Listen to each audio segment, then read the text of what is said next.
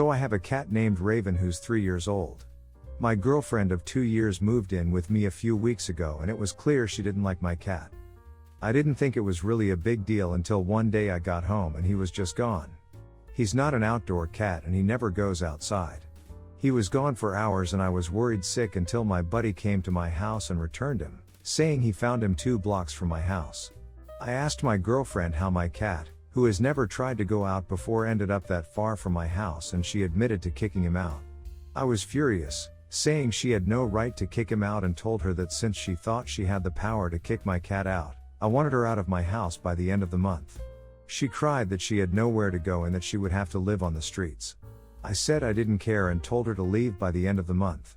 My friends think I'm being too harsh, but my cat could have died because of her and I don't want her trying anything else. Am I the idiot? Not the idiot. Good thing you decided it's a deal breaker. I'm curious, though. You say your buddy found him 2 blocks away. Seems a bit weird. If the cat never goes out, he wouldn't expect to see it. You're not likely to have a name in the collar of a cat that never goes out. He just walked up to a cat that looked like yours, managed to get it to come along, and brought it over? Doesn't add up. Not the idiot. If it was me, she'd be lucky to get a week to GTFO. How heartless do you have to be to strand a beloved fur baby, who doesn't belong to you, out on the street? There are other alternatives to dealing with a cat you don't like, that doesn't harm the cat. She made her bed, now she's gotta lay in it. Good on you for dumping the girl and keeping the cat. Not the idiot. If I were you, I would definitely safeguard your cat until then. Maybe you can get someone you trust to look after your cat until then? People who are abusive often target their partner's pets, by the way. As for her not having a place to stay, she might have a point there if she let her old place go to move in with you. Giving her until the end of the month might not be enough. There is no way you should ever have anything to do with this person again, but no one deserves to be thrown out on the streets. So you might have to scramble to help her get a place or give her some money to hold her over. Sorry you are in this crappy situation. I, 23, paused the internet on every single device in the apartment because my husband, 23, refused to get off of the game to give our 8-month son a bath on time. I know this sounds like you are the idiot, but let me explain. There's a lot of background information that went into this decision. My husband does not help with the household whatsoever. Doesn't wash dishes, do laundry, clean any room of the house, cook dinner, etc. He'll get home and throw off his uniform onto the floor and leave it there until the next day. If the house is dirty, he'll chide me and tell me that I don't do anything, I don't clean enough, I don't cook dinner enough, etc. Our biggest issue is the baby. I am the main caretaker for our son 99.9% of the time. I get up with him during the night when he wakes up crying. My husband will hear or there, but he'll start screaming at me about how he needs his rest and I need to get up. If our son is sick, I'm the one that takes off work. I've missed almost 6 weeks of work in the past 3 months because my husband wouldn't even ask his supervisor if he could stay home one of those days. I'm the one that gets up at 6 a.m. and stays up with our son until about 12 p.m. to 1 p.m. and that's when I tell my husband he needs to get up and take care of the baby so I can take a nap. He sleeps anywhere from 8 to 14 hours a day while I take a nap between 1 and 4 hours. Once I get up, he complains that I've been sleeping all day while he's been taking care of the baby by himself and I'm lazy. I recently got promoted to E5 after being up 3 times in a row and taking a hard exam that I studied for. My husband unfortunately didn't make it this time around and is still in E3, and he blames me for it, saying if he didn't have to transfer after a year at his previous command he would have made it. My husband told me that it's not a surprise that I made it because my job is easy and all we do is sit at computers all day while he works out in the sun and cold on equipment. I'm in intelligence and he's got a manual labor job. Then he'll say he's joking and didn't mean to be rude, but this is a constant thing he does. I paused the game tonight because every night we feed our son and give him a bath at 7 p.m. on the dot. He's always had this routine. After I fed the baby, I told my husband that it was time for the bath. After I already laid out all the baby supplies and clothes for after bath, and my husband told me to just sit the baby down in the playpen until he's done with the game. I gently told him no, that it's bedtime and I wasn't going to shift our son's routine so he could play the game for an extra half hour and my husband needs to learn to prioritize. I then paused the game and my husband flew off the handle, threatening to break my phone and refused to give our son a bath and called me lazy for not doing it instead. My husband literally hops on the game and plays from the moment he wakes up to the moment he goes to sleep. Am I the idiot? Not the idiot. Your husband is abusive toward you and neglectful of your baby. Even if you were a stay-at-home parent, you shouldn't need to take care of most of the child care. However, you both work, yet your husband demands you are always the one to get up when the baby needs something in the middle of the night. You are the one who needs to clean, you are the one who needs to take off work, you are the one whose job is unimportant. You don't need to just pause the game. You need to shut off your marriage. Okay, I thought not the idiot with an unreasonable, abusive husband when I thought you were a stay-at-home mom. You have a job too? How does he begin to justify needing more free time if you both work? Why do you put up with him? What could he possibly be bringing to your relationship that makes any of this worth it? Not the idiot, but shouldn't you both be able to take time as needed to care for the child? I educate military parents and I know there's a regulation that says you must be given time to care for children. Does baby not go to a CDC? You get highest priority as dual mil. Look into getting FAP or NPSP program involved to help you guys navigate communication and parenting. They can help inform him and mediate. Potentially counseling with MFLACS as well.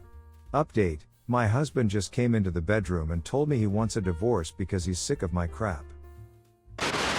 This last Thursday I, 29, went over to my boyfriend Jay's, 25, house for Thanksgiving and brought my son, 4, with me. I and Jay have been together for a year and a half now, and he is the most amazing man in the world.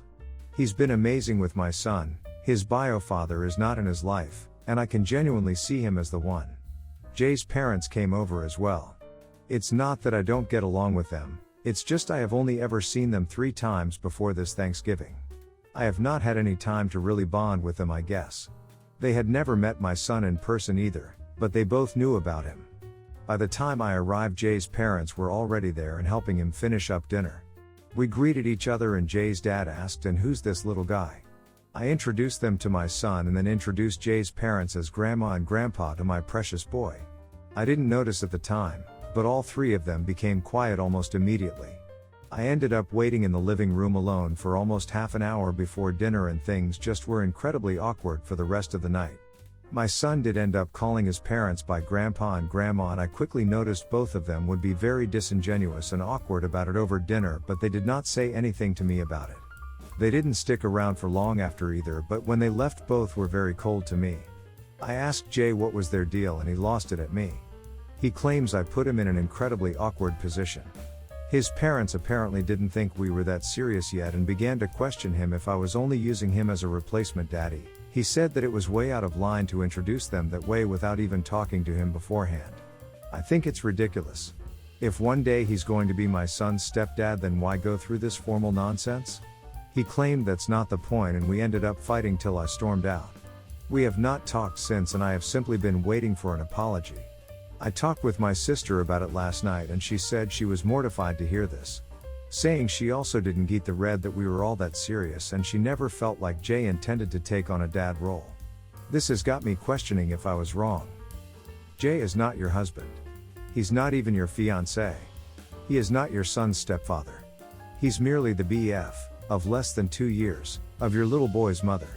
A BF you don't even live with. Jay's parents are not your in-laws. They are the parents, who you've only met 3 times, of your BF. Your son, whom they've never met, is not their grandson. He's the child of their son's GF, whom they've only met 3 times. Of course they think you're shopping for a replacement daddy. That's the impression you gave and now you're stuck with it.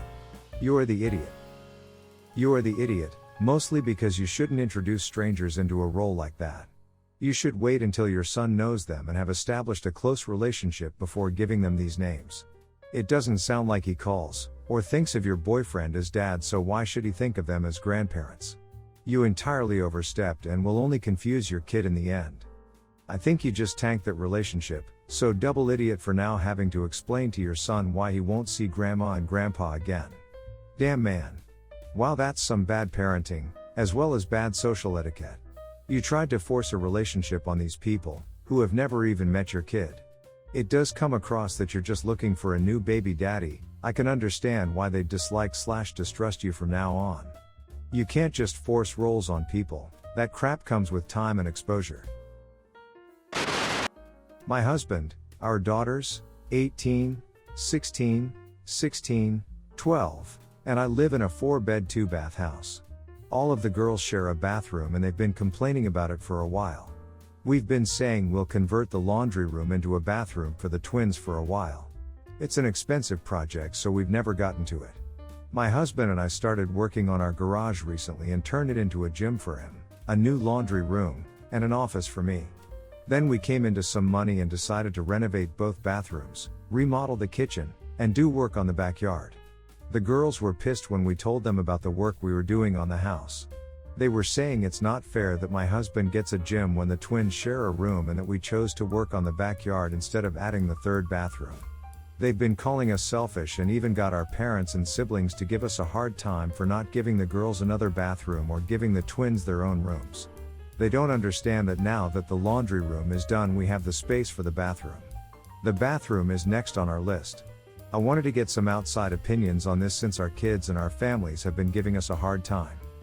There are 4 of us in our home and we share one bathroom and all have the smallest bedrooms you can even imagine. If I came into some money, the first thing I would do is extend to give my children more space and another bathroom. There is no way I'd be adding a gym, a second laundry room and whatever else until I made my children more comfortable. You're the idiot. You're the idiot. We told our kids we'd add a bathroom when we could, and then we spent tens of thousands of dollars on the yard, a gym, an office and remodeling the existing bathrooms. Am I the idiot? Now OP, read that back and think for a minute. You didn't have to lie to your kids. Lots of families struggle with bathrooms. But you lied about it and then acted wildly selfishly. Big you are the idiot. The fact you've done all these extra renovations for you all when you haven't even built an extra bathroom for your 4 daughters, and also sounds like the 16-year-old twins share a bedroom? And you've got money to renovate your bathroom, along with a gym and all the extra, and you have to ask if you are being selfish? Have you even thought about what it's like for your children?